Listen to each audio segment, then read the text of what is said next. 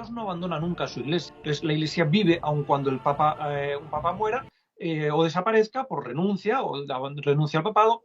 La iglesia sigue viviendo perfectamente porque está unida a Cristo. Jamás podrá faltar el sacerdocio en la iglesia, porque entonces desaparecería la iglesia tal cual Cristo la fundó. Ahora bien, el papa sí que puede faltar, porque faltando el papa sigue Cristo como cabeza, invisible, pero sigue como cabeza. ¿Qué es la iglesia? La iglesia no es el papa.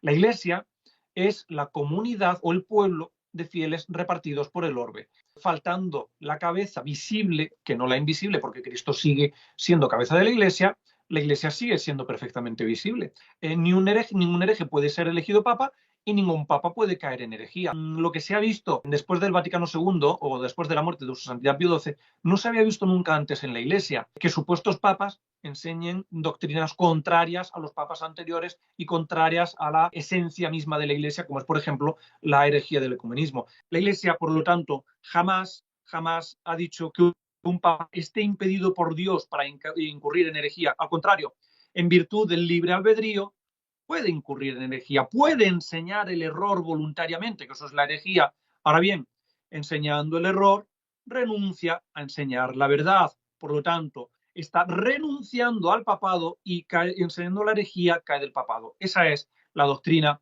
la enseñanza infalible de la Iglesia. El papa no puede ser juzgado por nadie, como bien dice, a menos que se encuentre desviado de la fe.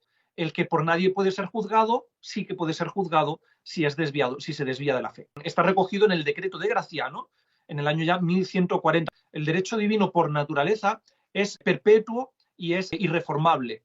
Y es permanente para siempre. Nadie puede cambiar el derecho divino. Los papas tienen que respetar el derecho divino. Ningún papa puede abolir ninguna cuestión de derecho divino. Ese derecho canónico, el de 1983, aprobado por Juan Pablo II, es un derecho canónico herético y contrario a la fe católica en un montón de cánones, pero en concreto en el momento en el que elimina también la figura de derecho divino de renuncia tácita, admitida por derecho, por apostatar o por faltar en la fe. Un obispo sabe perfectamente que la misión apostólica es predicar el evangelio y mantener el sacerdocio para la salvación de las almas. Pues, que me venga ahora un obispo y me diga que la iglesia no tiene que predicar, hombre, esto es una herejía porque es una negación de manera insistente y pertinaz. Si incurre en herejía, deja de ser papa. Cuando enseña la verdad, está asistido por el Espíritu Santo. En eso consiste la infalibilidad. En el momento que enseña un error de manera pública, con publicidad, delante de personas, ya es hereje. La elección de Juan XXIII fue nula porque era hereje antes de su elección. Y la de los sucesores a Juan XXIII son nulas también porque eran herejes desde antes de su elección. Entonces, no pudieron ser válidas esas elecciones, no pudieron ser válidas.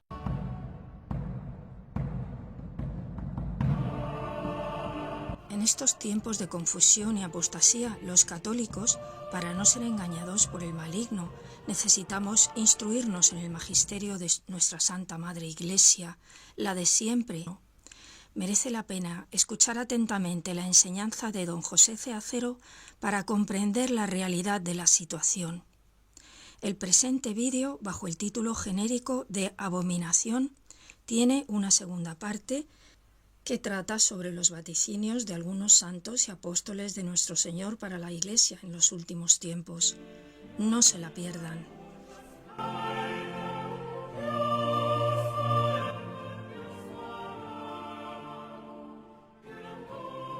Hemos estado hablando en el primer y el segundo vídeo sobre las herejías de los supuestos papas después de Pío XII. Especialmente nos habíamos centrado en la herejía del ecumenismo y cómo esta herejía atenta contra la nota esencial de la unidad de la Iglesia Católica. Y una vez que hemos observado todo esto, llegamos a la conclusión de que, lógicamente, un hereje no puede ser papa y de que después de su santidad Pío XII todos los elegidos han sido herejes y aún incluso antes de ser elegidos papas. Lo primero que uno se plantea, o la primera objeción que le plantean a uno, es cómo es posible que pueda existir una sede vacante tan prolongada en el tiempo, más de 50 o 60 años, actualmente llevamos 67. Y la gran mayoría de las personas objetan que una vacancia tan prolongada en la sede petrina supondría supondría la destrucción de la Iglesia por la pérdida de la visibilidad. Pero claro, esto es una barbaridad, esto no es así. Además, otra cosa también que suelen decir es que, claro, Dios no puede abandonar a la Iglesia. Dios no abandona nunca a su Iglesia, por supuesto que no, faltaba más. De la misma manera que no abandonó nunca al pueblo de Israel hasta que se cumplieron las promesas en el nacimiento de nuestro Señor Jesucristo. Pero, sin embargo, permitió que el pueblo de Israel, por ejemplo, pues fuese llevado al cautiverio a Babilonia durante 70 años. Y lo permitió, sin abandonar a su pueblo, permitió que el pueblo fuese atribulado y fuese llevado a un cautiverio. Dios no abandona a su Iglesia, y el hecho de que no haya romano pontífice por un periodo largo de vacancia en la sede petrina no quiere decir que se pierda la visibilidad de la Iglesia, porque la visibilidad de la Iglesia es una de las características, desde luego, de la Iglesia, una de las propiedades de la Iglesia, pero esa propiedad no afecta a que haya o no haya, no se ve afectada porque haya o no haya papa. El papa, al fin y al cabo, es la cabeza visible de la Iglesia, cabeza visible. La Iglesia es el cuerpo místico de Cristo, la cabeza de la Iglesia es Cristo. Cristo es la cabeza invisible y por naturaleza, per se, es la cabeza de la Iglesia, porque la Iglesia es el cuerpo místico de Cristo y por lo tanto su cabeza es Cristo. El Papa es el que hace las veces de Cristo en la tierra y por lo tanto es la cabeza visible de la Iglesia en la tierra, porque es el que hace las veces de Cristo y gobierna la Iglesia con el mismo poder de Cristo, con facultad o poder vicario. Por eso decimos que es el vicario de Cristo en la tierra, ¿no? Ahora bien, cuando un papa muere, la Iglesia no queda sin cabeza, la Iglesia no desaparece, ni desaparece la visibilidad de la Iglesia, porque la Iglesia sigue estando unida a Cristo, su cabeza. Entonces, la Iglesia vive aun cuando un papa muera, o desaparezca por renuncia o renuncia al papado, la Iglesia sigue viviendo perfectamente porque está unida a Cristo. Lo que no va a poder nunca faltar van a ser obispos, porque si faltasen obispos que tienen la plenitud del sacerdocio para transmitir el sacerdocio, la Iglesia desaparecería verdaderamente, porque la Iglesia fue fundada sobre el cimiento de los apóstoles. ¿Y qué es lo que reciben los apóstoles que transmiten para vivificar la Iglesia? El sacerdocio. Entonces, podemos decir efectivamente que la Iglesia fue fundada sobre el sacerdocio que Cristo transmite a los apóstoles. Tal es así que San Pío X nos recuerda en el Catecismo Mayor, en una de las preguntas, ¿y podría existir la Iglesia sin el sacerdocio? Y nos dice San Pío X que no, la Iglesia no puede existir sin el sacerdocio, a pesar de que precisamente los enemigos de la Iglesia, Satanás, continuamente a lo largo de la historia de la Iglesia ha atentado sobre todo contra el sacerdocio. Jamás podrá faltar el sacerdocio en la Iglesia, porque entonces desaparecería la Iglesia tal cual Cristo la fundó. Ahora bien, el Papa sí que puede faltar, porque faltando el Papa sigue Cristo como cabeza, invisible, pero sigue como cabeza, y de hecho el Papa ha faltado a lo largo de la historia de la Iglesia durante 260 ocasiones, 260 periodos de sede vacante. Ha habido periodos que han sido más largos que otros. El más largo fue el que hubo en el siglo XIII, del año 1268 al año 1272. Fueron 3 años y 4 meses sin Papa hasta que se llegó a la elección y la aceptación, la coronación del que sería su santidad, el beato Gregorio X. Porque falte el Papa, no se ve afectada la visibilidad de la Iglesia. ¿Por qué? Porque además, ¿qué es la Iglesia? La Iglesia no es el Papa. La Iglesia, como bien dijimos en un vídeo anterior, y nos lo define San Agustín y la misma Iglesia en el Concilio de Trento, en el Catecismo Romano, la Iglesia es la comunidad o el pueblo de fieles repartidos por el orbe.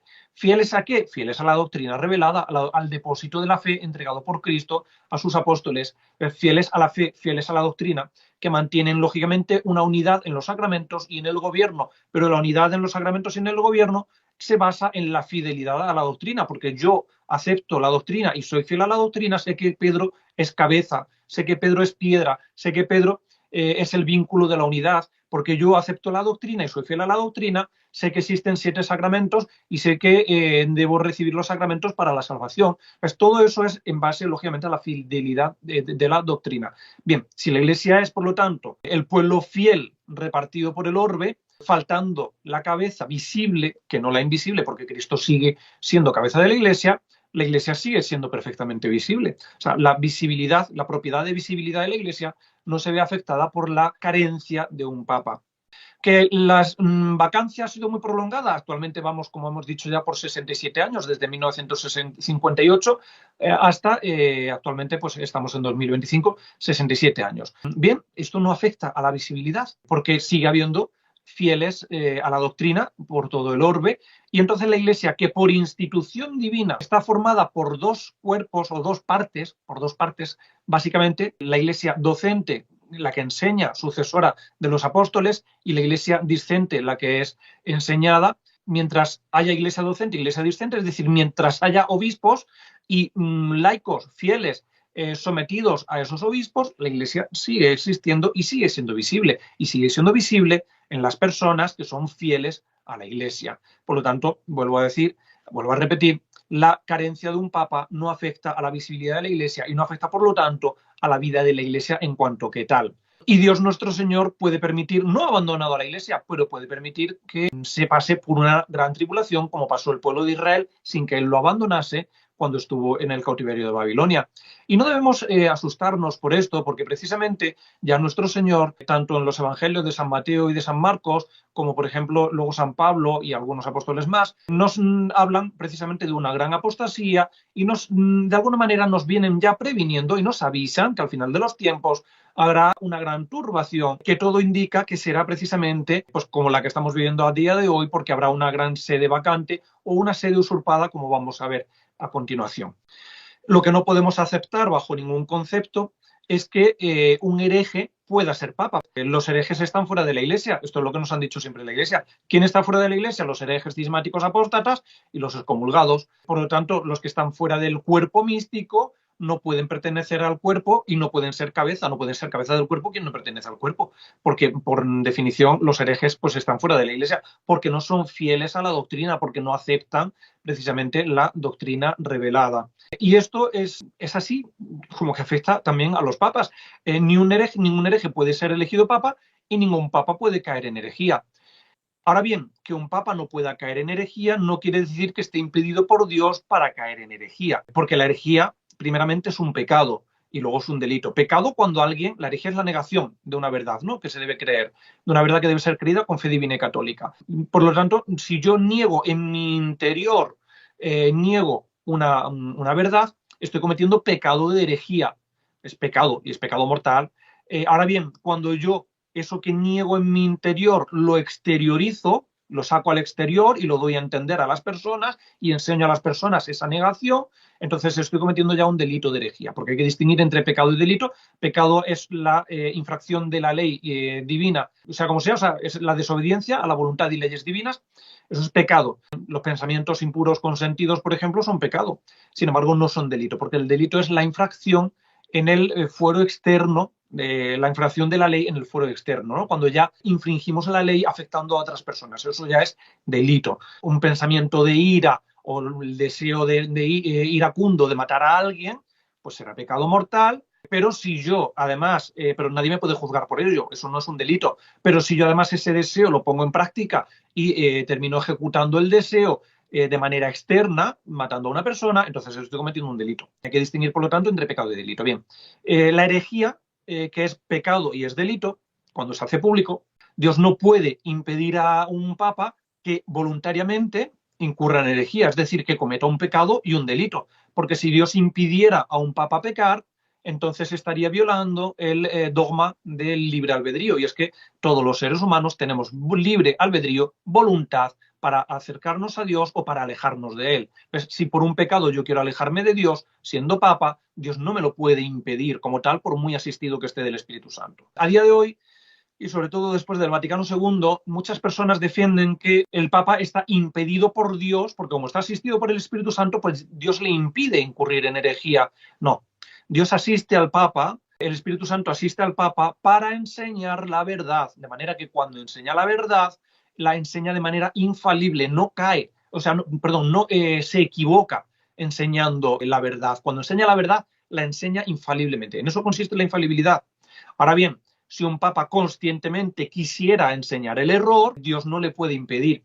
¿Qué es lo que pasa? Pues que deja de ser papa enseñando el error. ¿Por qué? Porque la finalidad del papa es confirmar, es enseñar la verdad. Y es que lo que se ha visto después del Vaticano II o después de la muerte de su santidad Pío XII, no se había visto nunca antes en la Iglesia, que supuestos papas enseñen doctrinas contrarias a los papas anteriores y contrarias a la esencia misma de la Iglesia, como es, por ejemplo, la herejía del ecumenismo. Esto no se había visto nunca en la historia de la Iglesia. A lo largo de la historia de la Iglesia ha habido papas que han sido más o menos réprobos en su vida, que han sido más o menos virtuosos, desde luego que sí. Ha habido papas que incluso han llegado al papado por ambiciones personales y ambiciones políticas y que no eran precisamente santos, pero eso no ha afectado a la infalibilidad, eso no ha afectado precisamente a su oficio como papa. De hecho, podemos afirmar efectivamente con la Iglesia que todos los papas hasta la muerte de su santidad Pío XII han sido buenos papas.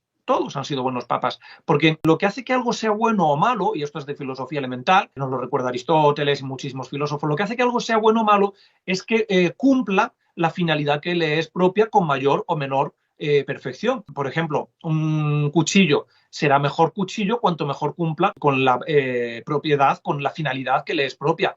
¿Cuál es la finalidad del cuchillo? Cortar. Pues si un cuchillo, yo tengo un cuchillo con un mango de madera astillado, con los remaches medio caídos, pero que está muy bien afilado y soy capaz de cortar el papel con ese cuchillo, pues ese cuchillo es bueno. Es un cuchillo feo, pero es un cuchillo bueno. Porque una cosa es la belleza y otra cosa es la bondad. Son cuestiones o características distintas. Es un cuchillo feo, pero es bueno. Sin embargo, si yo tengo un cuchillo de ceremonia, de oro, con una funda, con el mango, con incrustaciones, con piedras preciosas, pero resulta que no está afilado y no corta ni siquiera una tarta nupcial, pues claro, eso no es un buen cuchillo, es un cuchillo bonito, pero es un mal cuchillo. ¿Por qué? Porque la finalidad del cuchillo es cortar, no ser bonito.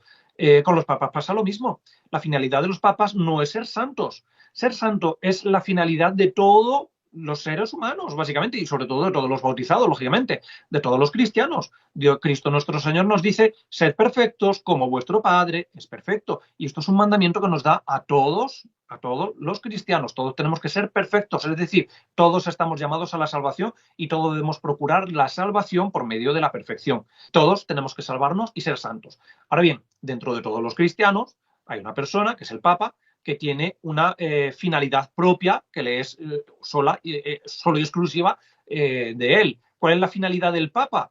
Confirmar en la fe, porque Cristo le dijo a San Pedro, precisamente en el cenáculo, cuando le dice, yo he rezado por ti para que tu fe no caiga, y le concede la infalibilidad, inmediatamente le dice, cuando vuelvas, porque me vas a traicionar, se lo acabo de decir hace un momento, cuando vuelvas, confirma a tus hermanos en la fe. Este es el mandato que le da a Pedro ya como papa, bueno, como todavía no era papa, pero después de haberle dado la infalibilidad, le da el mandato de confirmar.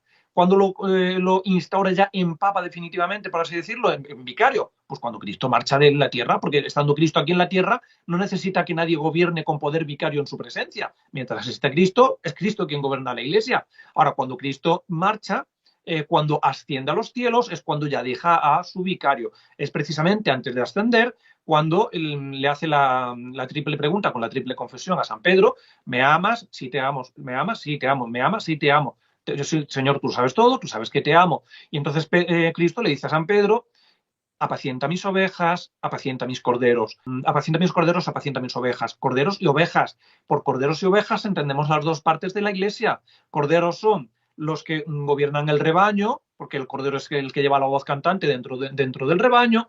Los corderos son, por lo tanto, los obispos y sus sucesores, los apóstoles y sus sucesores, y las ovejas son el resto del rebaño, es decir, apacienta a la iglesia docente, apacienta a la iglesia discente, apacienta a toda la iglesia. Ahí es cuando ya verdaderamente le da el poder de jurisdicción universal, que es lo que le hace propiamente Papa, lo que le hace vicario de Cristo en la tierra, en el momento en el que Cristo ascienda a los cielos y ya no está para gobernar aquí en la tierra. Por lo tanto, la finalidad del Papa es gobernar en base para la salvación, confirmando en la fe, confirmar en la fe. Ningún Papa, hasta la muerte de su santidad Pío XII, absolutamente ninguno, ha dejado de confirmar en la fe. Podrían ser menos santos, bien, pero es que ser santo no es la finalidad del Papa, es la finalidad de todo cristiano. Podrían ser menos santos, podrían ser más réprobos, pero ninguno dejó de confirmar en la fe, porque ante todo, lo que no eran tontos. porque por muy réprobos que fueran, por mucho que hubieran tenido intenciones personales y políticas para llegar al papado y hayan hecho mil triquiñuelas para llegar al papado, pero ellos sabían perfectamente que aquello que tanto les había costado conseguir, si cometían una herejía lo iban a perder porque se les iba a echar encima a todo el mundo.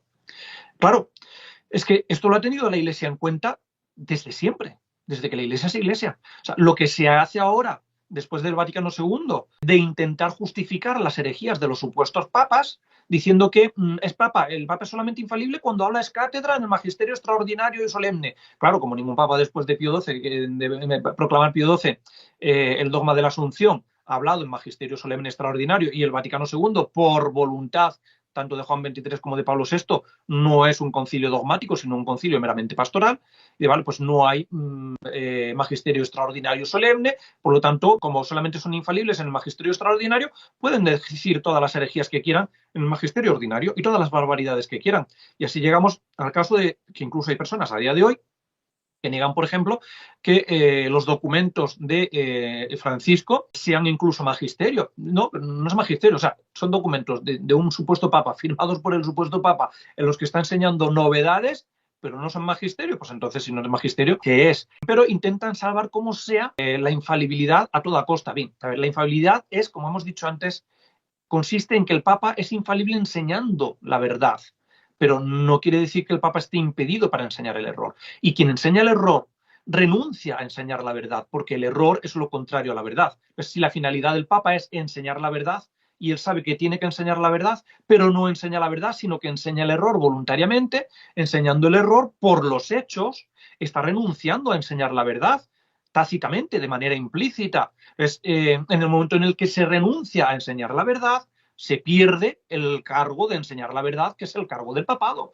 Entonces, se cae del papado, de manera que el que enseña el error, el que enseña la herejía, no es el papa, sino el renunciante al papado, porque no será que primero enseñe la herejía y luego caiga del papado, sino que enseñando la herejía cae del papado de manera simultánea. Por lo tanto, el que enseña la herejía no es el papa, sino el renunciante al papado. Y esto lo ha tenido la Iglesia muy claro siempre, muy claro. Así, por ejemplo, podemos ver, si leemos el capítulo 30 del Tratado de Romano Pontífice de San Roberto Belarmino, cardenal y doctor de la Iglesia, donde nos enseña que efectivamente un papa que incurre en herejía deja de ser papa. San Roberto Belarmino precisamente nos cita un hecho muy curioso, y es que en el octavo concilio ecuménico, que era el cuarto concilio de Constantinopla, en el año 869-870, concilio convocado por su santidad Adriano II. Todo concilio ecuménico, por definición, es dogmático porque se reúne para hablar cuestiones de fe, y la Iglesia, así la Iglesia como el Papa, son infalibles en la fe y en la moral. En el concilio octavo, como digo, ecuménico o cuarto de Constantinopla, año 869, en el acta 7, que se recitan las actas del concilio romano convocado por su santidad Adriano II un año antes, en el año 868. En esas actas se contiene la siguiente afirmación: el Papa Honorio parecía ser legalmente anatematizado porque había sido convicto de herejía, la única razón por la que es lícito que los inferiores juzguen a los superiores. Esto es lo que aparece en las actas del concilio, en el acta número 7 del cuarto concilio constantinopolitano, aprobado por su santidad Adriano II. En cuanto al tema del Papa Honorio, lo dejaremos para otro vídeo, porque en uno de los futuros vídeos defenderemos la integridad de todos los papas en cuestión de fe y de moral, y Honorio efectivamente no fue hereje, ni mucho menos. Lo que pasa es que el Papa Adriano se equivocó en el sentido de que fue engañado por las actas falsificadas del concilio tercero de Constantinopla, que es el concilio donde supuestamente se anatematizó al Papa Honorio en el año 680. Sin embargo, estas actas, que la copia original romana se perdió, llegaron a Roma después unas actas de Oriente que fueron falsificadas, donde se introdujo el nombre del Papa Honorio, pero el Papa Honorio no fue nunca anatematizado, ni mucho menos. Aquí el mismo San Roberto Belarmino nos dice que aquí debe señalarse el hecho de que, si bien es probable que Honorio no fuera hereje y que el Papa Adriano fuera engañado por copias corruptas del sexto concilio ecuménico, es decir, el concilio de Constantinopla III del año 680, que falsamente consideraban que Honorio era un hereje, no podemos negar que Adriano II, junto con el concilio romano, y todo el concilio octavo ecuménico sintieron que en caso de herejía, un pontífice romano puede ser juzgado, lógicamente, indistintamente de que el Papa Honorio, el Papa Adriano II, fuese engañado sobre el anatema al Papa Honorio. El hecho es que tanto Adriano como el concilio local romano y el concilio ecuménico de Constantinopla IV admitían, sin ningún tipo de dudas, que en caso de herejía un pontífice romano puede ser juzgado. Luego, la Iglesia jamás ha enseñado que un romano pontífice no pueda incurrir en herejía. Es que, como decimos, incurriendo en herejía, cayendo en herejía, cae del papado. Y el que enseña la herejía es el renunciante al papado, pero no el papa. Pero el hecho de que pueda caer en herejía, jamás la Iglesia lo ha negado. Vemos además también algún caso más a lo largo de la historia de la Iglesia, como por ejemplo a finales del siglo XIII y principios del XIV, su santidad Bonifacio VIII, el que proclamó la bula Unam Santam, por la que dice que fuera de la Iglesia no hay salvación y que es de necesidad de toda criatura estar sometido al romano pontífice para la salvación. Su santidad Bonifacio VIII reinó desde 1294 a 1303. Bien, pues Felipe IV el Hermoso, rey de Francia, con el que estaba en pugna, porque el rey francés quería de alguna manera subyugar a la Iglesia católica dentro de Francia. Entonces, bueno, pues estuvieron en pugna hasta el punto de que su santidad Bonifacio VIII incluso lo llegó a excomulgar. El rey Felipe IV, para intentar quitarse al Papa de en medio, lo que hizo fue acusarlo de herejía. Claro, sabía que era la única excusa que podía utilizar para intentar eliminar al Papa y poner a otro, porque sabían perfectamente que un papa que incurre en herejía deja de ser papa. Y pocos años después, en menos de 30 años, su santidad Juan XXII gobernó la Iglesia desde 1316 a 1334, su santidad Juan XXII, que se tuvo que enfrentar con Luis IV de Baviera, emperador del Sacro Imperio Romano Germánico, y estaban enfrentados sobre todo por cuestiones de las investiduras, la famosa querella de las investiduras. Precisamente, Luis IV intentó quitar de en medio a Juan XXII acusándolo de herejía. Y hubo algunos cardenales que le secundaban, con los cuales convocó un cónclave y eligieron a un antipapa llamado Nicolás V.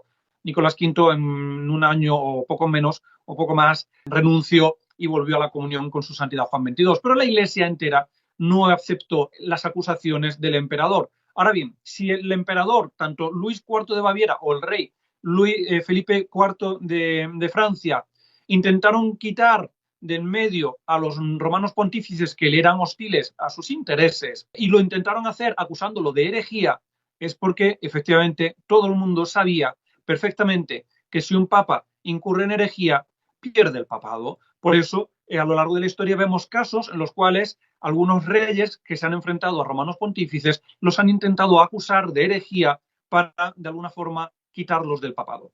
La Iglesia, por lo tanto, jamás ha dicho que un papa esté impedido por Dios para incurrir en herejía. Al contrario, en virtud del libre albedrío, puede incurrir en herejía, puede enseñar el error voluntariamente, que eso es la herejía. Ahora bien, enseñando el error, renuncia a enseñar la verdad. Por lo tanto, al enseñar el error, al enseñar una herejía, está renunciando al papado y enseñando la herejía, cae del papado. Esa es la doctrina, la enseñanza infalible de la Iglesia, como veremos a continuación. Hasta ahora he nombrado, y con eso serían más que suficientes, a su santidad Adriano II con el concilio romano y el concilio ecuménico IV de Constantinopla. Digo que sería más que suficiente, ¿por qué? Porque nos enseña su santidad San Pío X en el Catecismo Mayor de Trento, de San Pío X, cuando nos habla de la revelación pública está en dos pilares, en dos continentes, la Sagrada Escritura y la tradición apostólica. ¿Dónde se condensa, dónde está la Sagrada Escritura? Pues ya sabemos todos, al final, la tradición escrita, pues en las Sagradas Escrituras, en la Sagrada Biblia. ¿Dónde se contiene la tradición oral o tradición apostólica? Y nos dice San Pío X en el Catecismo Mayor, en las enseñanzas de los concilios ecuménicos aprobados por el Papa, en las enseñanzas de los padres de la Iglesia, en las enseñanzas de los papas, documentos de la Santa Sede, enseñanzas de los papas, y usos y costumbres de la liturgia católica. Esos 4 son los recipientes de la tradición apostólica, de la tradición oral. Acabo de nombrar un concilio ecuménico como es el concilio octavo ecuménico o cuarto de Constantinopla, año 869. Es un concilio dogmático y, por lo tanto, en las enseñanzas de ese concilio, en lo que atienden a la fe y a la moral, son infalibles. Por lo tanto, si en el concilio octavo ecuménico, cuarto de Constantinopla, se nos dice que el Papa puede ser juzgado en caso de herejía, es porque si comete una herejía puede ser juzgado, por lo tanto es inferior y lógicamente pierde el papado. Y además hemos nombrado también el Concilio Romano del año 868, convocado también por el mismo Papa. Por lo tanto, estamos hablando de enseñanzas de un romano pontífice, de un concilio ecuménico, un concilio más local. Estamos hablando, por lo tanto, de tradición apostólica, de tradición oral. Estamos hablando de revelación pública. Estamos hablando de verdad revelada por Dios. Los papas, si caen en herejía, pierden el papado. Y a continuación vamos a ver, además, ahora algunos ejemplos más. Por ejemplo, en el decreto de Graciano, en el derecho canónico, en 1140, el derecho canónico, a lo largo de la historia de la Iglesia, pues ha ido compilando de diferentes maneras, ¿no? Hasta 1140 no existía un libro como tenemos hoy en día, el Código de Derecho Canónico, donde están todos los cánones. No. Los cánones para gobernar la Iglesia estaban repartidos por todos los concilios ecuménicos y concilios locales a lo largo de la historia, por las decretales de los papas, etcétera, etcétera. Pues claro, en 1140 ser canonista era verdaderamente un trabajo ímprobo, porque no tenías un documento para aprender, tenías que tener una biblioteca entera.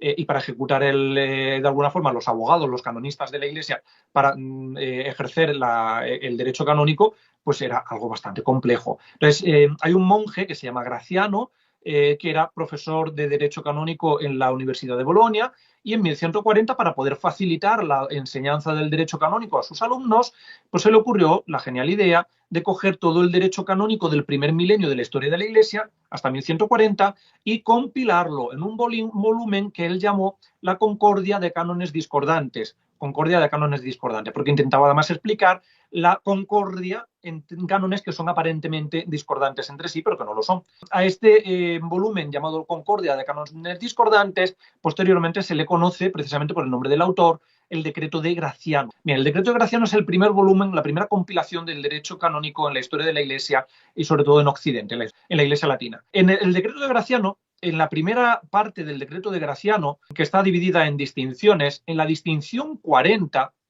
tercera parte de la distinción 40, en el canon si papa, así es como empieza el canon si papa, nos dice lo siguiente. En latín dice quiacuntos ipse judicaturus anemines judicandus. ¿Qué quiere decir eso? Aquel que va a juzgar a todos, por nadie puede ser juzgado. Y continúa diciendo, porque el Papa efectivamente no puede ser juzgado por nadie, pero continúa diciendo, ni si deprehendatur a fide debius, a menos que se encuentre desviado de la fe. Es decir, Graciano no se inventa este canon. Graciano lo único que hace es recoger los cánones del primer milenio de la historia de la Iglesia. Esto es un canon muy antiguo. ¿Qué es lo que quiere decir? Que el Papa no puede ser juzgado por nadie, como bien dice, a menos que se encuentre desviado de la fe. ¿Por qué? Porque un Papa que se desvía de la fe, es decir, si está admitiendo la posibilidad de que se desvíe de la fe, es porque la Iglesia no ha enseñado nunca ni ha creído que un Papa esté impedido por Dios para desviarse de la fe. Esto está muy claro desde los primeros tiempos de la historia de la Iglesia.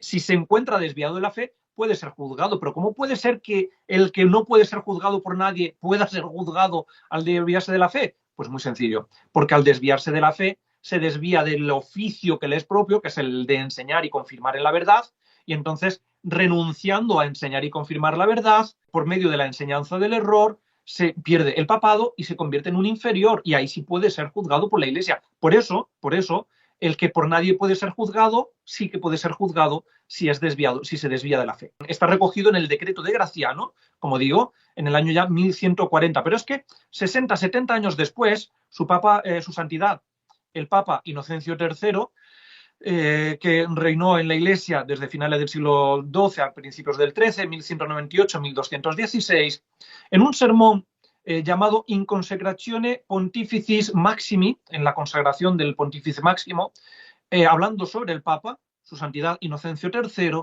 nos dice: la fe es a mí tan necesaria, se está refiriendo a él como Papa, claro, la fe es a mí tan necesaria hasta tal punto que teniendo solo a Dios como juez de los demás pecados, podría ser juzgado por la Iglesia solo por el pecado cometido en la fe. Y continúa diciendo: porque el que no cree ya ha sido juzgado, y aquí está citando a Cristo nuestro Señor, Evangelio de San Juan, capítulo 3, versículo 17-18. Porque el que no cree ya ha sido juzgado. Claro, efectivamente, Inocencio III nos vuelve a enseñar que un papa que se desvía de la fe puede ser juzgado. ¿Por qué? Porque al desviarse de la fe deja de ser papa, deja de ser instancia suprema, porque si pudiera ser juzgado siendo instancia suprema, entonces no sería instancia suprema. Pero claro, deja de ser instancia suprema al desviarse de la fe, y entonces se convierte en un inferior y ahora sí puede ser juzgado por la Iglesia. 3 siglos después, en 1559, su santidad Paulo IV, en la bula Cum ex apostolatus officio, en la que nos enseña que los herejes pierden toda jurisdicción sin necesidad de juicio por parte de la Iglesia, y lo enseña además y lo define de manera dogmática, porque en el párrafo 3 de esta bula, su santidad Paulo IV usa el término definimos. Solamente se pueden definir las cuestiones de fe. Las cuestiones de derecho se mandan, pero no se definen. Se abrogan, se derogan o lo que sea, pero no se definen. Solamente se puede definir lo que es propio, cuestiones de fe. Entonces, aquí Pablo IV, en el párrafo 3, nos dice: y definimos, ¿qué definimos? Que quien se ha encontrado desviado de la fe vaca de sus jurisdicciones. Dice expresamente en el párrafo número 3, aquellos que hubiesen sido sorprendidos o hubiesen confesado o fuesen convictos de haberse desviado de la fe católica, o de haber caído en herejía, o de haber incurrido en cisma, o de haberlos suscitado o cometido, es decir, aquellos que suscitan o cometen la herejía, al igual que los herejes, quedarán privados también por esta misma causa, sin necesidad ninguna de instrucción de derecho o de hecho de sus jerarquías, es decir, pierden toda jurisdicción. Los herejes o aquellos que promueven y suscitan la herejía, el cisma o la apostasía, sin necesidad de instrucción por parte de la Iglesia, de derecho ni de hecho. O sea, no hace falta que nadie los juzgue. Y esto es una definición dogmática del Papa Pablo IV, en la bula Cum ex apostolatus officio. O sea, no necesita que la Iglesia, no necesita un hereje ser juzgado por la Iglesia para ser hereje. Es que vamos a ver, de la misma manera que quien roba es un ladrón y no hace falta que un juez diga que es un ladrón, el juez en todo caso castigará el delito, pero no dice que el ladrón es ladrón es el que roba. Ladrón es el que roba. Entonces, si alguien, por ejemplo, con una cámara de vigilancia pilla a un empleado robando dinero de la caja, no hace falta que ese empleado sea denunciado para ser considerado un ladrón. O sea, es ladrón porque ha robado. Ladrón es el que roba, no el que dice la ley que ha robado. No, ladrón es el que roba. Y luego ya la ley lo juzgará. De la misma manera pasa con los herejes. Hereje es el que dice, niega una verdad o la pone en duda, pero no el que la Iglesia dice después de haberlo juzgado que es hereje. No, es que esto no lo ha enseñado nunca la Iglesia. Y lo estamos viendo ahora mismo aquí con la bula, en la bula Cum ex apostolatus officio de su santidad Pablo IV. O sea, el hereje, sin necesidad de instrucción de la Iglesia, pierde su jurisdicción. ¿Por qué? Pues por lo que ya hemos dicho antes, porque aquel que, teniendo que enseñar la verdad, enseña el error, renuncia a enseñar la verdad. Por eso no necesita. ¿Cómo se puede perder un oficio? ¿Cómo se puede perder un oficio? Por juicio, porque se ha depuesto por una instancia superior. El Papa no tiene instancia superior, por lo tanto no puede ser depuesto.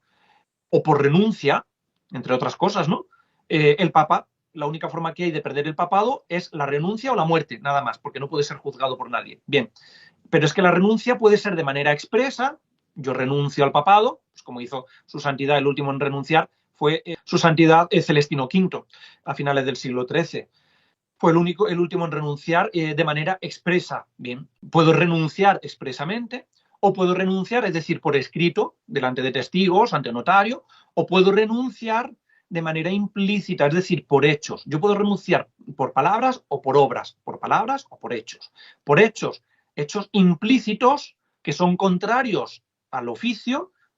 Por eso, por cometer esos hechos, se pierde el oficio por renuncia, porque el que sabe que hace lo contrario a lo que tiene que hacer está renunciando a hacer lo que debe hacer. Esto es lo que luego el derecho canónico de 1917, que recoge la bula Cunes Apostolatus Officio, en el canon 188, número cuarto, nos dice, efectivamente, recogiendo toda esta doctrina, que en virtud de renuncia tácita, es decir, renuncia implícita por los hechos, la renuncia tácita es la renuncia que va implícita en los hechos contrarios a la esencia del oficio.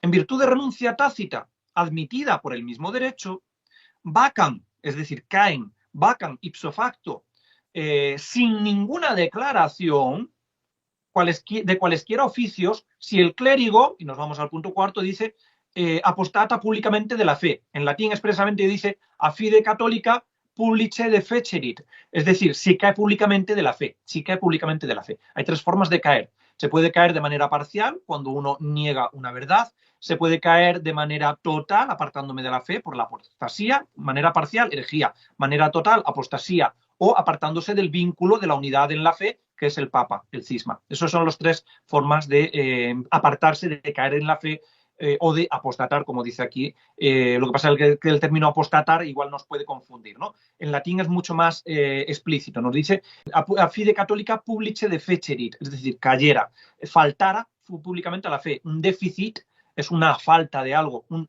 defecerit, déficit viene de deficio, y del verbo deficio, y defecerit, por lo tanto, es faltar, el que falta públicamente a la fe, el que le falta públicamente a la fe. Esto está recogido en el Derecho Canónico 1917. Hay algunos tradicionalistas y conservadores que dicen que la bula Cunes Apostolatus Officio fue abolida por el derecho canónico de 1917, pero esto es una falacia. Esto es una falacia, es una mentira grandísima, porque el Código de Derecho Canónico de 1917 fue codificado por una comisión que creó su santidad el Papa San Pío X, cuyo secretario de la comisión era el cardenal Pietro Gasparri.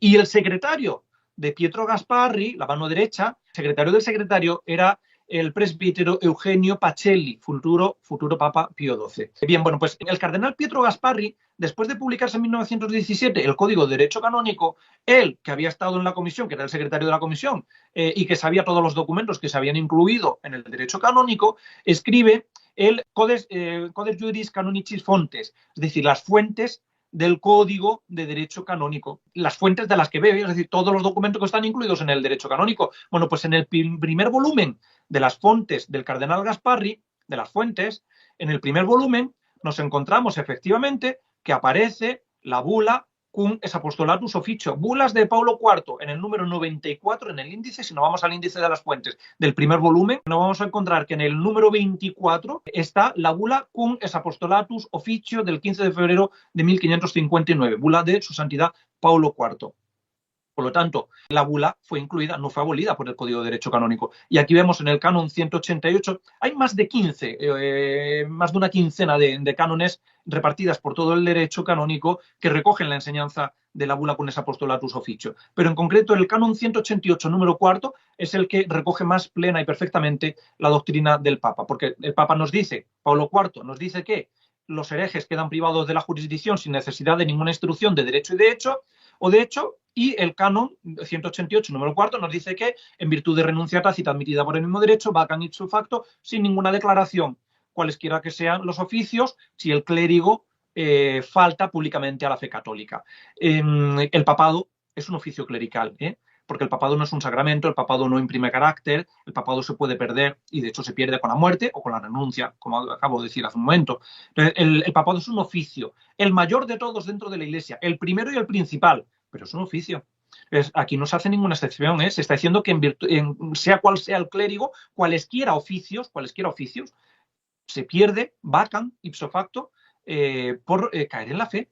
Es decir, la bula Cunes Apostolatus Officio está incluida en el derecho canónico de 1917. Claro, es que no puede ser de otra manera porque es que es una bula dogmática, porque el Papa define, y cuando las definiciones o las cuestiones de fe afectan o se reflejan en el derecho canónico, se reflejan en lo que llamamos el derecho divino, porque el derecho canónico abarca el derecho divino, que es aquel que emana directamente de Dios, y el derecho humano, que es el que emana de los hombres. El derecho divino, por naturaleza, como en Dios no hay movimiento, no hay mutación, no hay cambio, no hay tiempo, el derecho divino por naturaleza es perpetuo y es irreformable.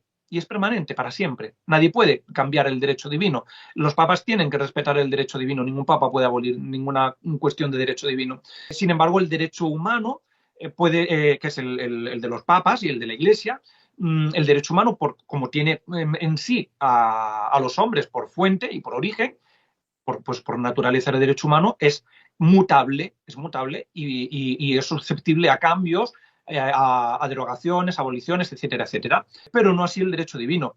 Y aquí estamos viendo que, por lo tanto, que un hereje pierda la jurisdicción es una figura de derecho divino porque está definida como cuestión de fe por el Papa, implicando ahí su infalibilidad papal por Pablo IV, y está recogida luego en el derecho canónico dentro de lo que es una figura que llamamos de derecho divino.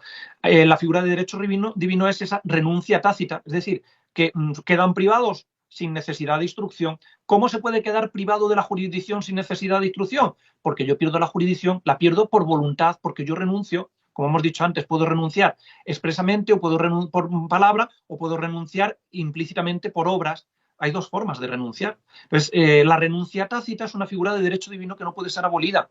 Por cierto, el Código de 1983 la abole, lo cual precisamente es ir en contra del derecho divino, es ir en contra de la verdad definida por la Iglesia y, por lo tanto, eso no lo puede hacer un papa. Lógicamente, tiene que ser alguien que no es papa. Ese derecho canónico, el de 1983, aprobado por Juan Pablo II, es un derecho canónico herético y contrario a la fe católica en un montón de cánones, pero en concreto en el momento en el que elimina también la figura de derecho divino de renuncia tácita, admitida por derecho, por apostatar o por faltar en la fe.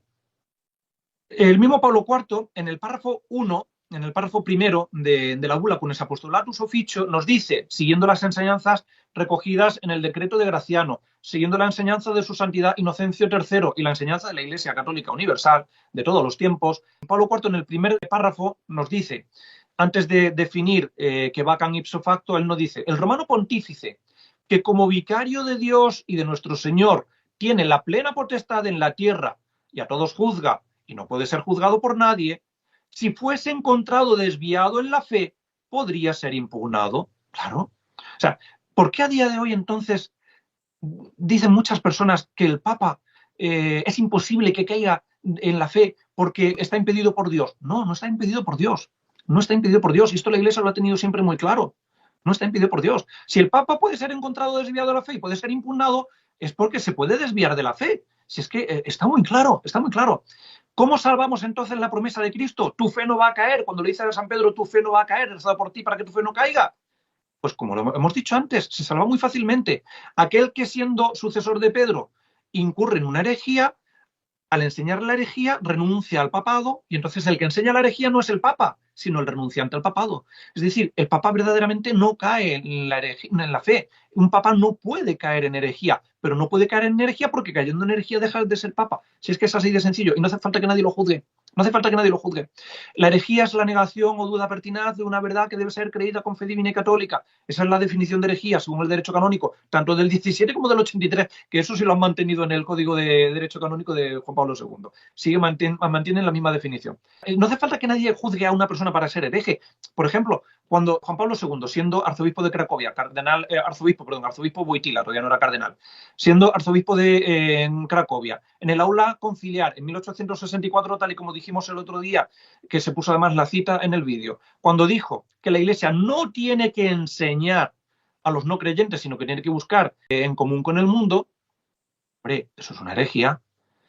¿Hace falta que alguien le pregunte a un obispo si verdaderamente está, o sea, si tiene conciencia de lo que está diciendo? O sea, un obispo sabe que la finalidad de la Iglesia es enseñar la fe. O sea, es que aquí no cabe la presunción de inocencia. La presunción de inocencia solamente en personas que pueda caber de alguna forma la ignorancia, pero la ignorancia no se puede presumir en quien tiene que tener conocimiento. O sea, yo no puedo presumir ignorancia en un médico que no sepa lo que es un dolor de cabeza. Yo no puedo presumir ignorancia en un médico que no sepa lo que es un corazón.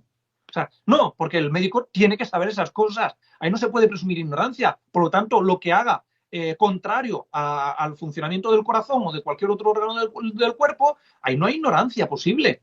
La ignorancia, no hay presunción de inocencia ninguna. La ignorancia solamente se puede dar, o la presunción de inocencia, cuando la persona desconoce algo, pero no se puede presumir ni inocencia ni desconocimiento en quien tiene que saber lo básico de su oficio. O sea, un obispo sabe perfectamente que Cristo dijo: id al mundo entero a predicar el evangelio a los apóstoles. Un obispo sabe perfectamente que la misión apostólica, que en eso consiste la sucesión apostólica, es predicar el evangelio y mantener el sacerdocio para la salvación de las almas. Es que me venga ahora un obispo y me diga que la iglesia no tiene que predicar, hombre, esto es una herejía, porque es una negación de manera insistente y pertinaz. Ahí no cabe posibilidad de presunción de inocencia alguna. Y luego encima vemos que a lo largo de su vida, como vimos en el vídeo anterior o en los vídeos anteriores, vemos que a lo largo de su vida realizó actos y siguió diciendo cosas en el mismo sentido de esta afirmación. Por lo tanto, ahí vemos que ese error, esa doctrina falsa,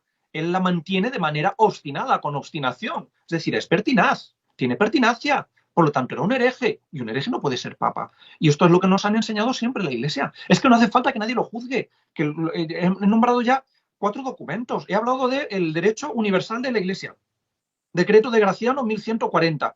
He hablado de la enseñanza o en el magisterio ordinario de un papa, su santidad Inocencio III, sermón in consecratione pontificis maximi. He hablado de el magisterio solemne de un papa, bula con apostolatus officio, de su santidad Pablo IV. Y he hablado del derecho canónico de 1917, que recoge el derecho divino y en concreto la figura de derecho divino de renuncia tácita por fallar en la fe. O sea, es que, y podríamos hablar todavía más cosas.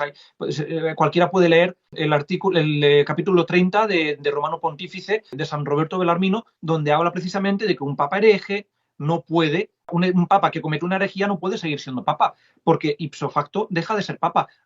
San Roberto Belarmino, pocos años después de la bula Cunes Apostolatus Officio de Pablo IV, expresa a la perfección esta doctrina dogmática de la Iglesia, que un papa hereje deja de ser papa. No cabe, por lo tanto, la posibilidad, vuelvo a repetir, de que un papa no sea hereje porque lo impide Dios. No. Si incurre en herejía, deja de ser papa. Cuando enseña la verdad, está asistido por el Espíritu Santo. En eso consiste la infalibilidad. Cuando enseña la verdad, está asistido por el Espíritu Santo. Cuando enseña el error, deja de ser papa. Si es así de sencillo. Es lo que nos ha enseñado siempre la Iglesia. Es lo que nos ha enseñado siempre. Da igual que el Papa diga una herejía en el avión, que lo diga en un meeting delante de 80.000 musulmanes, o que la diga, da igual el ámbito. O sea, el ámbito no hace a la herejía. La herejía es la negación o duda pertinaz de una verdad que debe ser creída con fe divina católica. El ámbito no hace a la herejía. Es decir, un papa no es hereje porque diga la herejía en el magisterio extraordinario, pero no deja de ser, pero es hereje porque la diga en el ordinario. No. Es que quien dice una herejía, da igual donde sea, en qué magisterio sea o delante de quién sea, en el momento que enseña un error de manera pública, con publicidad, delante de personas, ya es hereje. Si lo hace además de manera consciente y pertinaz. Y hombre, vemos que, por ejemplo, Juan Pablo II, cuando dice delante de los musulmanes, de 80.000 musulmanes, que adoramos al mismo Dios, lógicamente ahí está siendo también muy pertinaz, porque además está retomando además la herejía que enseñaba ya el Vaticano II en Nostra Aetate, en Lumen Gentium, etcétera, etcétera. O cuando vemos que se reúne con líderes religiosos y no predica el Evangelio, sino que busca en común con el mundo, como hizo, por ejemplo, en el encuentro de Asís, que buscaba la paz en común con el mundo, pero no habló de Cristo, pues ahí estamos viendo que mantiene su misma doctrina de manera pertinaz, la misma doctrina que le enseñó en el aula conciliar en 1964. O sea, no hace falta que nadie lo juzgue. Lo que es objetivo es objetivo. El que es ladrón y es ladrón por robar. El que es hereje y es hereje por enseñar una doctrina contraria con pertinacia. Y eso lo vemos en todos los que han sucedido a Pío XII, porque Juan XXIII enseñaba también que la unidad de la Iglesia había sido destruida y que teníamos que recomponerla, que teníamos que reconstruirla entre los hombres. Y esto lo enseñó siendo nuncio apostólico de su santidad en Bulgaria, en Turquía, en una homilía en Estambul, y lo enseñó luego también en la Petri Catedral, y lo enseñó siendo ya Juan XXIII, y lo enseñó siempre que pudo. O sea, son herejes, porque son pertinacias enseñando el error. Pues no pueden ser papas, pierden. En el caso de que hubieran tenido el cargo, lo pierden. Pero es que un hereje no puede ser, como nos dice su santidad Pablo IV en la Bula Cunes Apostolato Officio, párrafo 6, y ahí también abarca la definición dogmática, porque dice, y además, después de decir definimos, dice todo esto, y luego dice, y además, también aquellos herejes que sean elegidos, para un cargo eclesiástico, su elección es nula. Su elección es nula. Pues la elección de Juan XXIII fue nula porque era hereje antes de su elección. Y la de los sucesores a Juan XXIII y a Pablo VI, a su santidad Pío XII, son nulas también porque eran herejes desde antes de su elección. Pues no pudieron ser válidas esas elecciones, no pudieron ser válidas. ¿Cómo podemos entonces entender que llevemos casi 70 años de sede vacante?